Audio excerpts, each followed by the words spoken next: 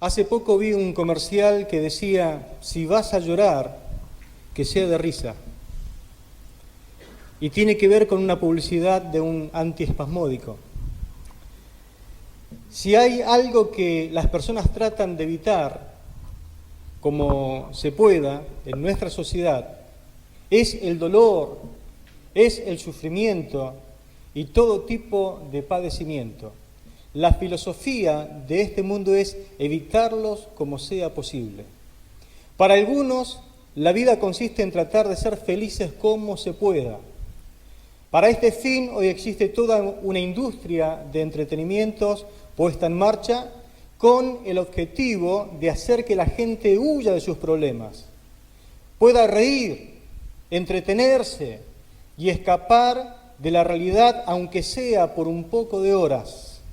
Para muchos hace la veces de descarga tierra, de ahí el éxito de los teatros, del cine, de la música, del deporte, la tecnología, internet y además todo tipo de drogas legales e ilegales. Y casi siempre es el mismo ser humano que echa a perder la recreación, el entretenimiento merecido, por conducir todo hacia los extremos por su fanatismo enfermizo. La sociedad practica hoy lo que el mundo griego denominó hedonismo, el hedonismo, que es una filosofía que enseña que la felicidad se logra de cualquier manera hoy, ahora y al costo que sea. Se la llama a esta filosofía, el hedonismo, la droga del placer. La sociedad de hoy está inmersa en esto. Pero algunos mueren de sobredosis de placer. En ocasiones hasta la Iglesia se amolda a este mundo. Muchas reuniones parecen hechas solamente para entretener y ofrecen un mensaje diluido, adulterado. Algunos han salido predicando que Cristo, por ejemplo, te resuelve todos tus problemas, te prospera hasta más no poder, te sana siempre y que no tendrás ni tristezas, ni padecimientos, ni aflicciones. Ofrecen un mensaje al gusto del consumidor. Pero ¿cuánto creen? Saben que no es así. Es más, Jesús dijo, en el mundo tendréis aflicción, pero confiad, yo he vencido al mundo. Pero el Señor Jesús aparece en el gran sermón del monte y la segunda bienaventuranza, que también es una paradoja, como dije la vez pasada, dice lo siguiente: bienaventurados los que lloran, porque ellos recibirán consolación. Felices, dichosos los que lloran, porque ellos recibirán consolación. En realidad, estos son los únicos, dice el Señor, que van a ser felices. Aunque nuestra sociedad considere esta declaración extremadamente ridícula, creo que el Creador, nuestro Dios, sabe qué es lo que a nosotros nos hará dichosos. Entonces considero oportuno preguntarnos hoy de qué se trata este llanto bienaventurado. La Biblia menciona muchas clases de llanto. Según la Biblia existen, por ejemplo, los llantos apropiados y los inapropiados. Vamos a considerar los apropiados. El llanto, por ejemplo, de la congoja, el llanto del sufrimiento, el llanto del padecimiento de la vida. Todos tenemos problemas. Quien más, quien menos, en algún momento ha tenido que llorar por causa de esos problemas. David, por ejemplo, en el Salmo 55, versículos 6 al 8, considero oportuno anotar algunos versículos porque vamos a ver bastantes, dice David que él tuvo también este tipo de situaciones. Dice la palabra, y dije, ¿quién me diese alas de paloma? Volaría yo y descansaría. Ciertamente huiría lejos, moraría en el desierto. Me apresuraría a escapar del viento borrascoso de la tempestad. Fíjese cómo David en forma poética está hablando acerca de sus problemas. Aún las personas que están muy cerca de Dios, como David, tienen momentos en los que quieren huir de todo. ¿No le pasó alguna vez de los problemas que ha tenido que usted se quisiera huir de todas estas cosas? Marcharse lejos, como que si marcharse lejos va a resolver los problemas.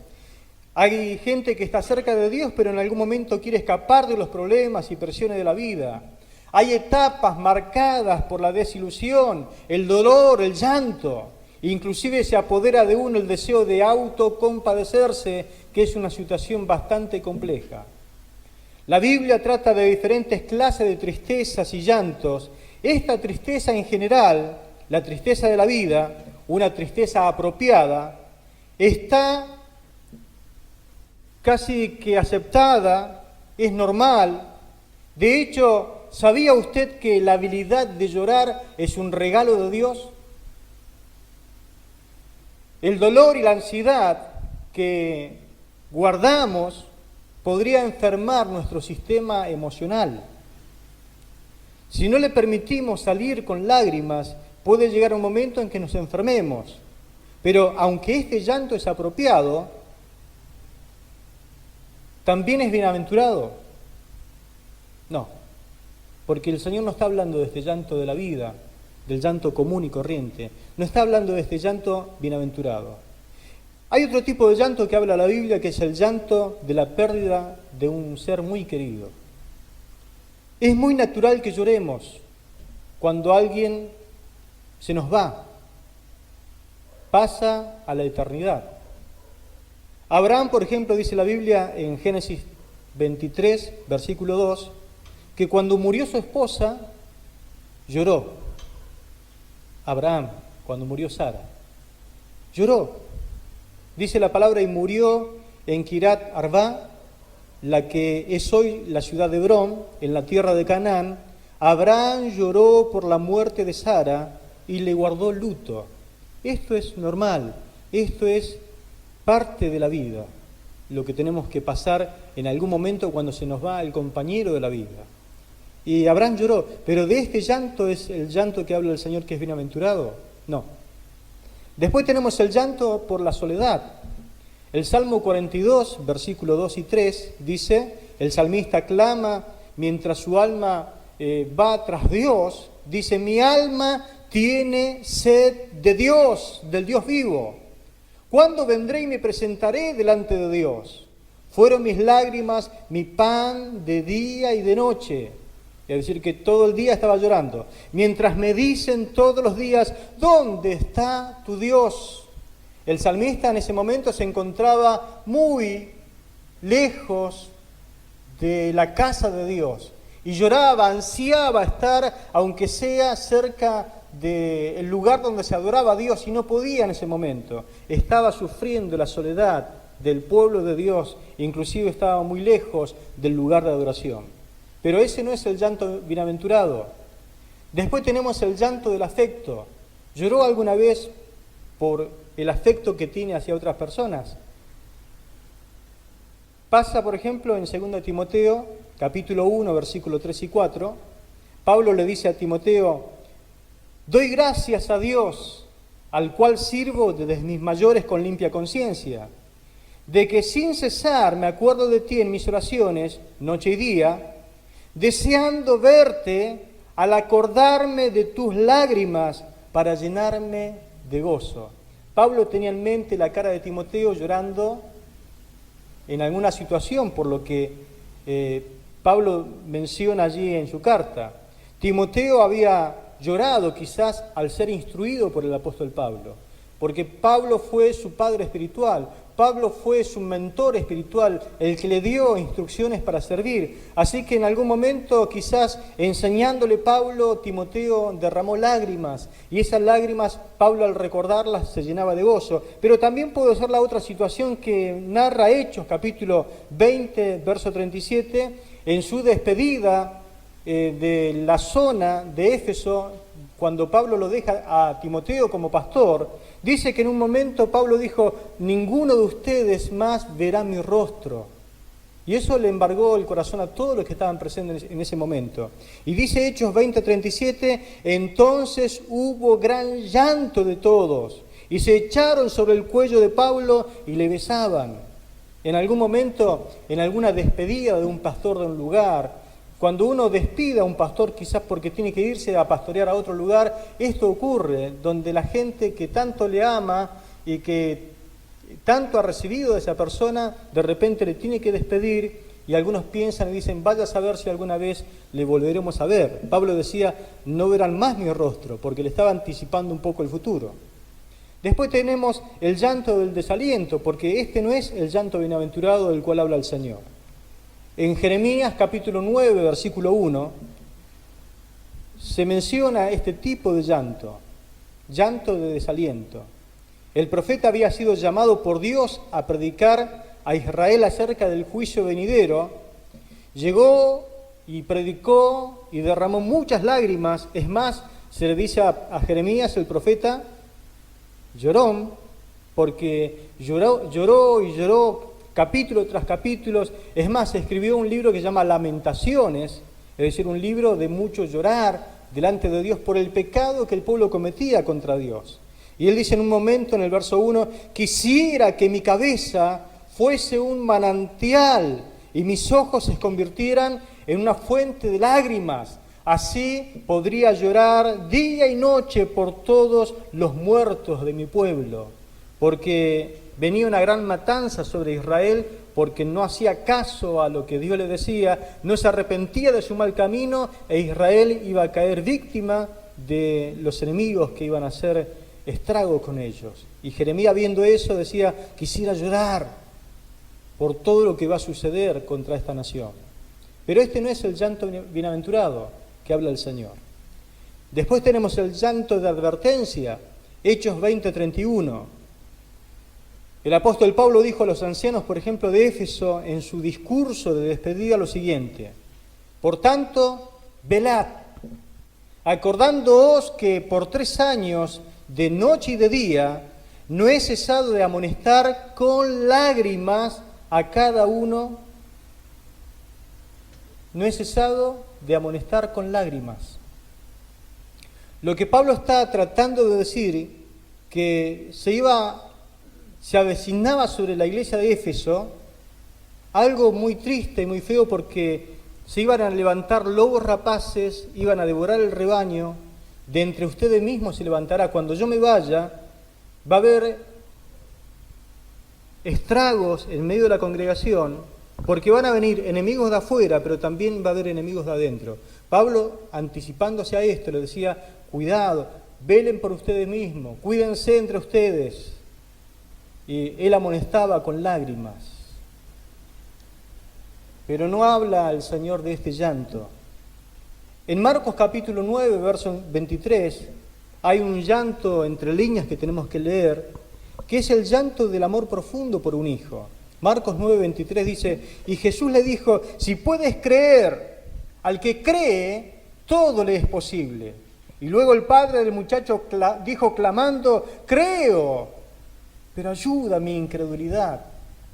El padre estaba desesperado por su hijo, atormentado por un demonio, que lo tiraba al fuego para matarlo, lo tiraba al agua para ahogarlo, donde el demonio lo tomaba, quería hacer estrago con su hijo. Pero se ve que el padre buscó soluciones por muchos lugares y nunca le dieron con la tecla. Entonces el padre estaba entre que creía y no, inclusive se lo trajo a los discípulos y el Señor no estaba, y dice, tus discípulos no pudieron echarle fuera al demonio. Así que estaba ahí el Señor atendiendo a esta persona, le dijo, ¿crees? Sí, creo, pero ayúdame, incredulidad. Dice que clamando lo dijo, quizás con lágrimas en los ojos, como cuando uno viene y pide oración por sus hijos porque lo ve mal, lo ve que está al punto de morir, de perder la vida. Lágrimas quizás corrían por las mejillas del Padre, como también corren de las nuestras a veces cuando vemos a nuestros hijos sufrir, atormentados. Dios, al ver la angustia, extiende su mano y nos libera. ¿Cuántos dicen amén a esto? Después está el llanto de la predicación, porque este no es tampoco el llanto bienaventurado del cual habla el Señor. El llanto de la predicación, ¿cuál está? ¿Dónde está? En el Salmo 126, versículo 6. Salmo 126, versículo 6. Mire qué palabra esta. Dice, irá andando y llorando el que lleva la preciosa semilla, mas volverá a venir con regocijo trayendo sus gavillas. Amén. Si bien habla de la actividad agrícola del pueblo israelita, sabemos que esta palabra exclusivamente se utiliza para cuando uno va a sembrar la simiente gloriosa, la simiente incorruptible de la palabra de Dios. ¿Y cómo siembra uno? Lloramos, sufrimos. Dice Pablo, yo he llorado dolores como de una mujer que está a punto de dar a luz para que Cristo sea formado en sus corazones. Y el resultado de esa siembra que cuesta mucho sembrar la semilla de Dios en el corazón de las personas trae un gozo y un consuelo que no tiene forma de describirse. Irá andando y llorando el que siembra la preciosa semilla, mas volverá, dice, con gozo, con regocijo, trayendo sus gavillas. Ya no viene con una semillita, ya viene con unos resultados estupendos y grandiosos. Pero este tampoco es el llanto que el Señor habla del llanto bienaventurado. En Lucas capítulo 7, versículos 37 y 38, hay una mujer perdonada por el Señor que ella en un momento ofrenda su llanto de devoción y adoración y gratitud al Señor. ¿Se puede llorar de adoración a Dios? ¿Se puede llorar de amor por el Señor? Bueno, eso fue lo que hizo esta mujer. Un llanto que tiene que ver con ofrecer mi adoración a Dios. Entonces dice una mujer de la ciudad que era pecadora, al saber que Jesús estaba a la mesa en casa del fariseo, trajo un frasco de alabastro con perfume y estando detrás de él a sus pies, llorando, comenzó a regar con lágrimas sus pies y los enjugaba con sus cabellos y besaba sus pies y lo ungía con el perfume. Es decir, que el amor puede hacer que las personas lloren. Esta mujer tenía un amor especial por el Señor porque tuvo el perdón de los pecados, cambió de vida y ella quería adorarlo al Señor. Y estaba muy agradecida porque el Señor llega a decir, Simón, ¿quién ama más? ¿A aquel que se le perdona poco o a aquel que se le perdona mucho? Y el fariseo dijo, aquel que se le perdona mucho. Bueno, mira Simón, esta mujer, desde que entré, no ha cesado de regarme los pies, limpiármelos con sus lágrimas, y me puso perfume. Tú ni siquiera me ungiste la cabeza, no me diste la bienvenida que me dio esta mujer. Gloria a Dios. Pero este es el llanto del cual habla el Señor. No. Inclusive la gente no solamente llora por cosas apropiadas como esta, que son dignas de llorar, sino también por otras que ni siquiera vale la pena mencionarla, pero lo voy a mencionar porque la Biblia habla de esto. Son llantos inapropiados. Por ejemplo, en 2 de Samuel, capítulo 13, versículo 2, tenemos un llanto por no poder satisfacer su lujuria. El llanto de un muchacho llamado Amnón, dice 2 de Samuel 13:2, y estaba Amnón angustiado hasta enfermarse por Tamar, su hermana. Es decir, que él lloraba angustiado porque quería violar a su hermana Tamar, una hermanastra. Fíjese hasta dónde la persona llega a llorar.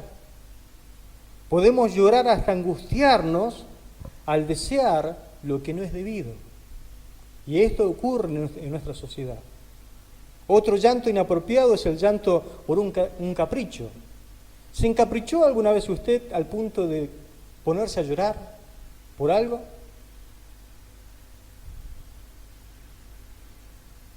La Biblia menciona esto en 1 de Reyes 21, versos 4 y 5.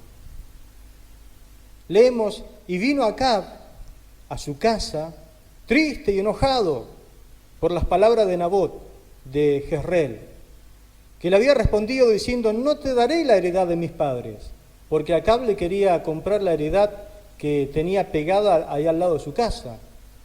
Quería hacer una quinta de hortalizas, y este hombre Nabot le dijo: no quiero venderte la propiedad que heredé de mis padres. Y ahí vino Acab porque le dijo: pero hagamos un trueque, te doy una mucho mejor, más linda, te pago lo que vos me pidas. Pero Nabot dijo: le pertenece a mi familia, no la quiero vender. Y este hombre, que era el rey, vino encaprichado, enojado por las palabras que le había dicho Nabot: no te daré la heredad de mis padres. Dice que se acostó en la cama y volvió su rostro contra la pared y no comió. Después vino su mujer, que se llamaba Jezabel, y le dijo: ¿por qué está tan decaído el espíritu y no comes? Y comenzó a retarlo. Siempre que hay una Jezabel hay una Acab, y siempre que hay una Acab hay una Jezabel. Jezabel le dijo: así que no te quiere vender la quinta, mirá vos qué bien. ¿Acaso vos no sos el rey? Y comenzó a meterle ficha, ¿no? Y la que hizo Jezabel. Pero no hay nada que nosotros no hagamos para obtener nuestros caprichos que Dios no lo vea. ¿Cuántos saben que Dios ve todo? Dios ve todo. Y Dios después hizo justicia de lo que hizo Jezabel y lo que hizo Acab, para tomar esa quinta, esa posesión. Acab, como un niño encaprichado, había vuelto su rostro contra la pared y lloraba por una viña que no se le quería vender por nada. Y así lloramos, ¿no? Por una PlayStation. ¿Por qué lloran los chicos? Por un juguete. Los grandes, ¿por qué lloran? Por un reel. ¿Por qué llora usted? Por un amor prohibido, un amor que no le corresponde. Lloramos. Lloramos por cualquier cosa. Podemos llorar porque a veces pretendemos cosas que son imposibles. Usted sabe que es imposible. Este no es un lloro que el Señor diga: bienaventurados los que lloran, no. Es un llanto inapropiado. Hay llanto por egoísmo. Usted sabe que es así, ¿no? El llanto por el egoísmo. Por la partida de un compañero. A veces han pasado 40, 50 años juntos. Un día se le ocurre a él partir a la eternidad. Y ella queda ahí sola, enojada. O él queda enojado, solo, porque ella partió a la eternidad. Y dice: estuvimos 60 años juntos, 70 años juntos, y se me va ahora. Y claro, partió a estar con el Señor. Y el que quedó a veces no quiere comer, se enoja con Dios, se enoja con el mundo, como si la vida no existiera más. Y hasta hay veces que se vuelven como locos. No quieren saber nada de seguir viviendo. Ese es un lloro de egoísmo. De egoísmo. Es como no querer permitir que partan a la presencia del Señor. Yo he escuchado esto: me dejó solo. Me prometió que nunca se iba a morir. Y vaya a saber lo que prometen a veces. Hay cosas que no podemos prometer ni creerle tampoco. Y la vida continúa, y además hay otros que todavía nos necesitan. Están a lo mejor los familiares, directo, indirecto, los hijos, los nietos, la iglesia, otras personas también. Pero la vida continúa. El llanto por el egoísmo. Este no es un llanto bienaventurado. Después está el llanto de sentimiento de culpa. Hay un llanto que a veces viene sobre nuestras vidas por sentimiento de culpa. Segunda de Samuel, capítulo 18, versículo 33 en adelante, solamente anote la cita. Hay algo que comienza en el capítulo 12, versículos 5 y 6. Estoy hablando de David. En la Biblia hay por lo menos 9 tipos de llantos. La persona que pasó por 9 tipos de llanto es David. Lloró por un montón de cosas. Pero este tipo de llanto también lo encontramos en David. Un llanto que tiene que ver con sentimiento de culpa. Escuche lo que le dijo David al profeta Natán, cuando él le contó una historia acerca de una ovejita, que vino un hombre que tenía un montón de rebaños y tomó la ovejita del vecino y se la sacrificó y la mató y lo dejó sin ovejita al vecino. David dice: entonces se encendió en gran manera la ira de David contra aquel hombre y dijo a Natán: viva el Señor, que el que hizo semejante cosa es digno de muerte, hay que matarlo a ese hombre. Él debe pagar 4 veces el valor de la corderita porque hizo semejante cosa y no tuvo compasión. Cuando terminó estas palabras, Natán le dijo: David, no sé si habrá tragado saliva, pero dijo: David, ese hombre eres tú.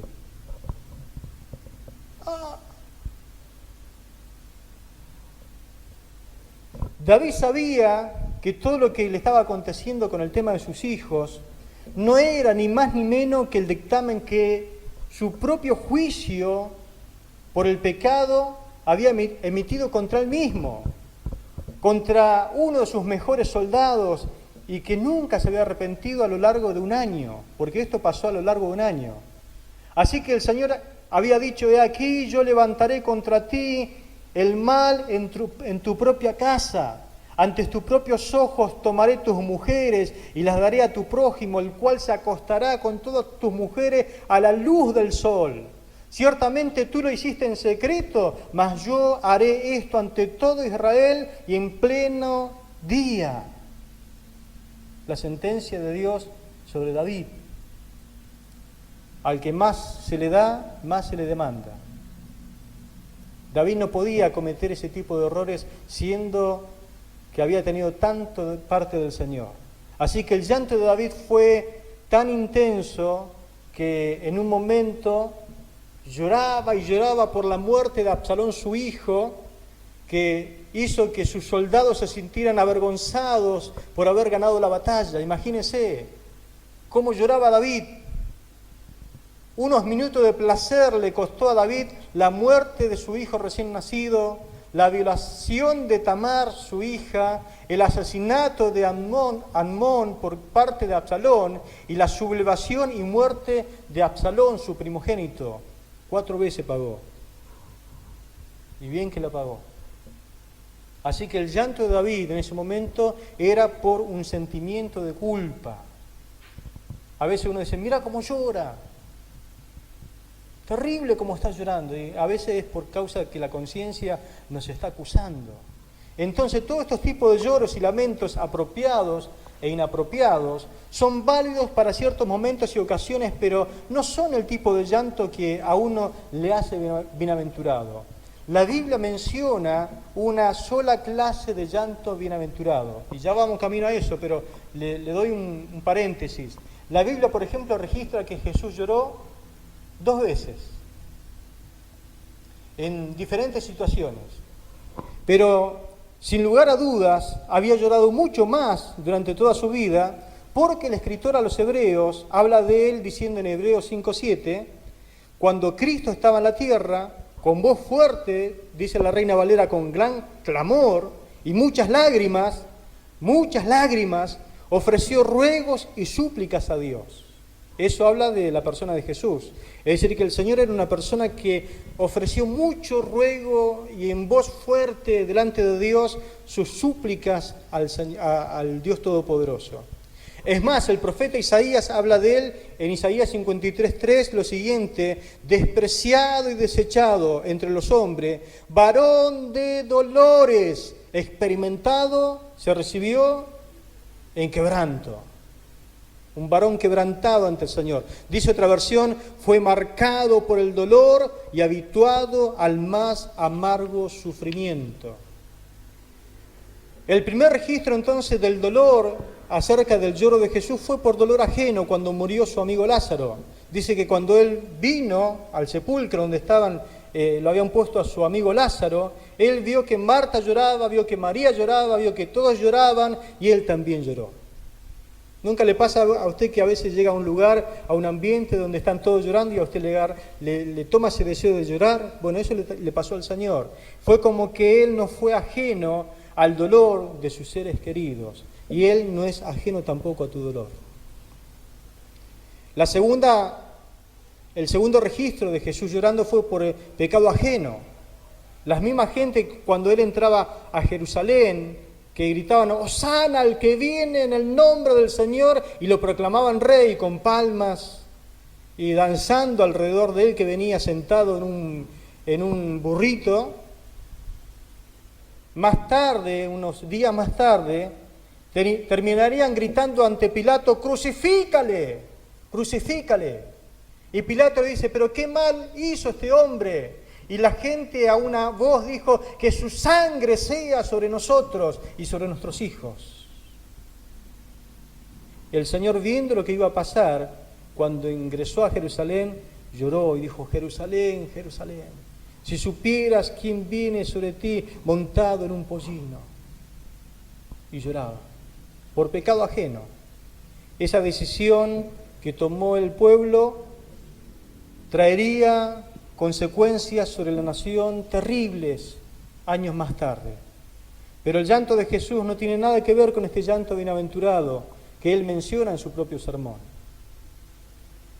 En Lucas capítulo 6, verso 25, anótelo, dice este pasaje lo siguiente, ¡ay de ustedes los que ahora están saciados, porque tendrán hambre! ¡Ay de ustedes los que se ríen, porque se lamentarán y llorarán! ¿No le resulta conocido este pasaje? Es como la bienaventuranza al revés. Entonces, ¿cuál es el antónimo de bienaventurado? El ay de dolor, de quebranto.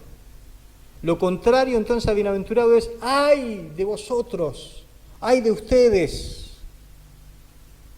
El antónimo entonces de Macarios, de bienaventurado, es ser desventurados, infelices, ay de ustedes. Es como ese dicho que muchas veces, quizás usted lo dijo, yo lo dije, o alguien lo escuchó por ahí, el que se quema con leche, ve la vaca y llora. El dicho habla de que nuestras emociones, cuando ven algo, se activan los recuerdos de una experiencia previa, dolorosa, que no queremos repetir por nada. Es el dolor que uno siente, entonces, al haberle fallado a Cristo, haber dañado el corazón del Señor, el que nos pone a nosotros frenos para no cometer los pecados, los errores de antes. Es como esa palabra que dice en el Salmo, temblad y no pequéis. El llanto bienaventurado, entonces, ¿cuál es? El llanto por la tristeza de ser pecador. Ese es el llanto bienaventurado del cual habla el Señor. Bienaventurados los que lloran, porque serán consolados. Segunda de Corintios, capítulo 7, verso 10. Allí es donde Pablo nos ayuda a entender lo que dijo el Señor. Dice, porque la tristeza que es según Dios genera arrepentimiento para salvación, de lo que no hay que lamentarse, pero la tristeza del mundo degenera en muerte. Hay una tristeza que Dios mismo genera para producirnos arrepentimiento. Estas lágrimas de arrepentimiento, en su original, cuando fue escrito, se escribe demá, y significan fruto del lagar, es decir, que donde se pisa el vino se la exprime a la uva. Habla entonces de sufrimiento, habla de una prensa, habla de un quebranto. Es un lloro que se produce por el sufrimiento provocado porque alguien le ha fallado a Dios.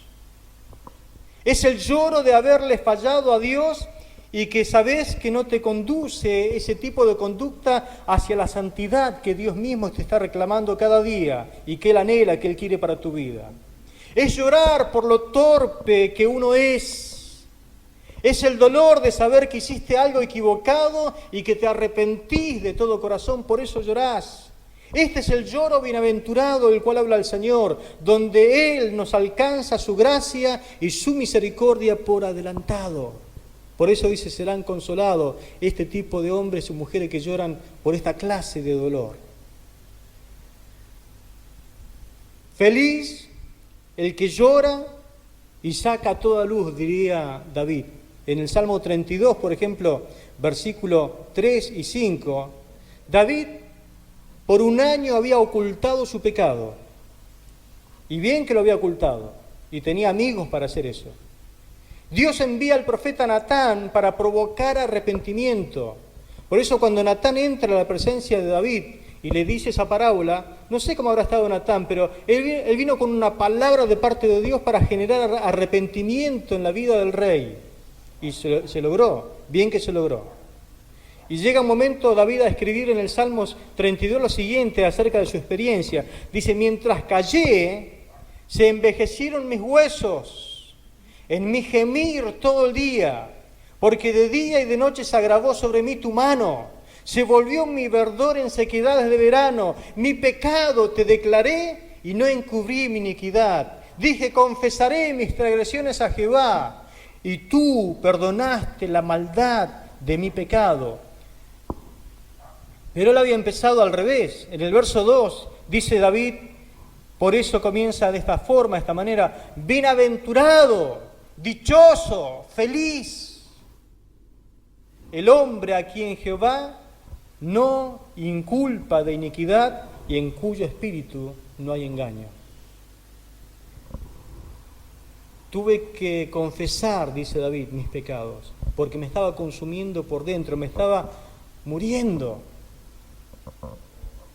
Oculte su pecado y verá cómo usted se arruina solo. Ahora confiéselo como David y observe el gozo y la libertad que derivan del perdón de los pecados. Hay gozo, alegría.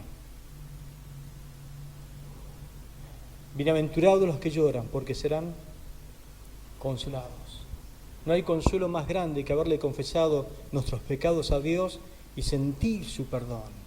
Y repito, sentir que Dios nos ha perdonado. Dios perdonó a David, y David muchas veces, él había derramado, como dije hoy, muchas clases de lágrimas. Él derramó lágrimas de soledad, lágrimas de rechazo, lágrimas de frustración, lágrimas de desánimo, lágrimas de desengaño, lágrimas de derrota, lágrimas de culpa, pero ahora se quiebra por su propio pecado y es entonces cuando es consolado de parte del Señor. Felices los tristes al punto de llorar por sus pecados. El mundo dice, ríe, ríe, ríe cuanto más pueda. La Biblia dice, llora, llora, llora por tus pecados, porque el que llora por sus pecados será consolado. Santiago 4, 8 al 10 dice, acérquense a Dios y Él se acercará a ustedes.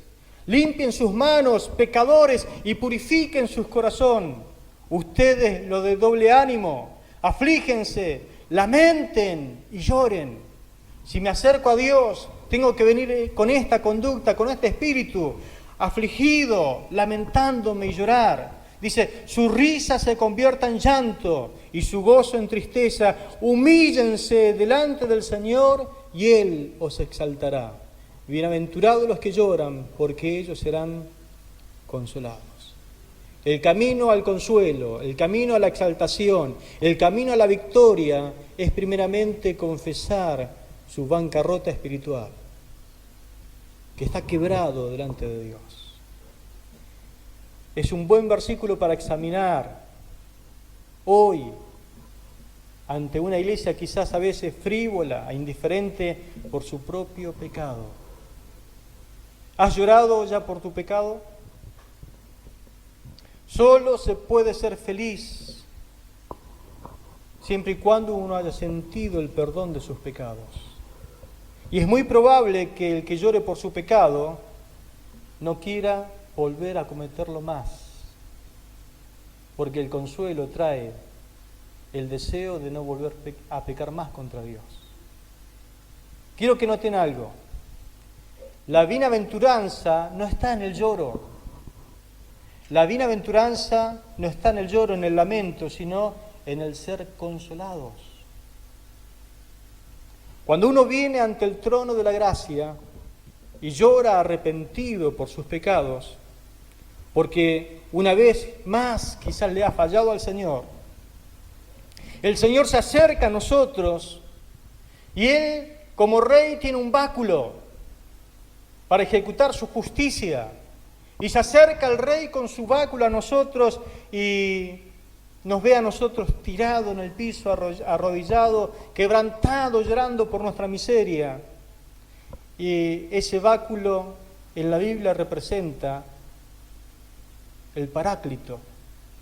¿Qué es el Paráclito? Es la figura del Consolador, del ayudador. Él viene y se acerca con eso. Entonces, cuando Él me ve en esa situación quebrantado, afligido y llorando, es cuando envía su Espíritu Santo para guiarme a toda la verdad, para levantarme y para ayudarme a caminar. ¿Sabe por qué? Porque esa palabra que se utiliza para hablar del Paráclito viene de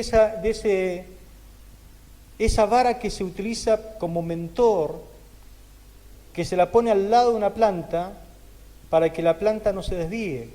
Entonces se la ata, se la pone a ese mentor y crece derechita. Eso es lo que hace el báculo del Dios Todopoderoso. Lo pone al lado nuestro. Número uno, para ayudarnos a levantarnos de nuestra postración, de nuestra humillación, de nuestro lloro, de nuestro quebranto, de nuestro lamento. Y nos ayudamos a levantarnos con ese báculo. Pero Él no lo retira, sino que dice, mira, te lo pongo al lado tuyo para que des un paso. Te ayuda a levantarte, pero te ayuda a dar otro paso y otro paso para que no vayas solo, sino que sea tu guía, tu ayudador. El Señor te da su Espíritu Santo para levantarte y para seguir dando paso tras paso hasta la victoria final. Te apoya para que no vuelvas a caer, es lo mismo. Por eso dice el Salmo 30, verso 5, porque su ira dura un solo momento, pero su favor dura toda la vida. Por la noche dura el llanto, pero al amanecer vendrá la alegría. Bienaventurados los que lloran, porque serán consolados. Ese Paracleto, ese ayudador, es nuestro consolador, nuestro guía, aquel que nos anima, aquel que nos exige, aquel que nos mentorea, nos ayuda a enderezarnos y seguir caminando derecho. La dicha, entonces, no está en llorar por llorar. La dicha no está solamente en ser pobre en espíritu, sino en heredar el reino de Dios. Bienaventurados los pobres en espíritu, porque de ellos es el reino de Dios. La dicha entonces no está en llorar, sino en ser consolado. La primera bienaventuranza habla de comprender que debo volverme un mendigo de su amor. La segunda tiene que ver con sentirlo, de tal manera que afecte el área de mis emociones. La primera parábola tiene que ver con el intelecto, la segunda parábola tiene que ver con el corazón, con las emociones. Debo ir entonces a mi cuarto y tirarme de rodillas, entender que tengo una deuda imposible de resarcir, porque soy mendigo, porque ya no tengo más que perder, porque lo he perdido todo, como dijo Pablo, todo lo he perdido y todo lo tengo por basura, con el fin de poder llegar a conocer más profundamente a mi Señor. Y me duele tanto que tengo que llorar. Lloro ante su presencia, mi quebranto, mi estado delante del Señor. Y cuando lloro y pido su asistencia y su favor, es cuando el Señor viene y me da su asistencia a través del poder del Espíritu Santo. Cuando uno sale del cuarto, yo te aseguro que uno sale cambiado, sale transformado, sale con ese ayudador. Y el rostro, si el rostro es lo que refleja el alma, va a reflejar que nuestra alma tuvo un encuentro con Dios. Y tu esposa te va a ver cambiado. Tu esposo va a ver una nueva mujer de Dios. Tus hijos van a ver una nueva mamá. La mamá va a ver un nuevo hijo cuando un hijo salga de la presencia del Señor, habiendo reconocido que es pobre en espíritu y haber sido consolado por el poder perdonador del Señor. Entonces, la armonía en casa es diferente. Las respuestas son diferentes. La gente va a decir, pero algo le pasó. Esta persona se convirtió a Dios. Mirá su cara, mirá cómo habla, mirá cómo responde, mirá su actitud ahora. Bienaventurados los pobres en espíritu, porque ellos heredarán el reino de Dios. Bienaventurados los que lloran, porque ellos serán consolados. Te aseguro que uno sale transformado después de salir llorando de la presencia de Dios. Y es el comienzo de todo, porque dice Apocalipsis 21:4, y Dios enjugará toda lágrima de los ojos de ellos. No habrá más muerte, ni habrá más llanto, ni clamor, ni dolor, porque las primeras cosas ya pasaron. ¿Cuánto quieren llegar a la presencia de Dios? Allí ya no se llora más. Amén. Somos consolados en la tierra, pero hay un consuelo eterno para siempre. Si nosotros ponemos por obra las bienaventuranzas, vamos a ser felices. Y nuestro carácter como cristiano va a derivar en una madurez espiritual. Y nosotros vamos a reflejar todos los días nuestra forma de ser más semejante a Cristo. Amén.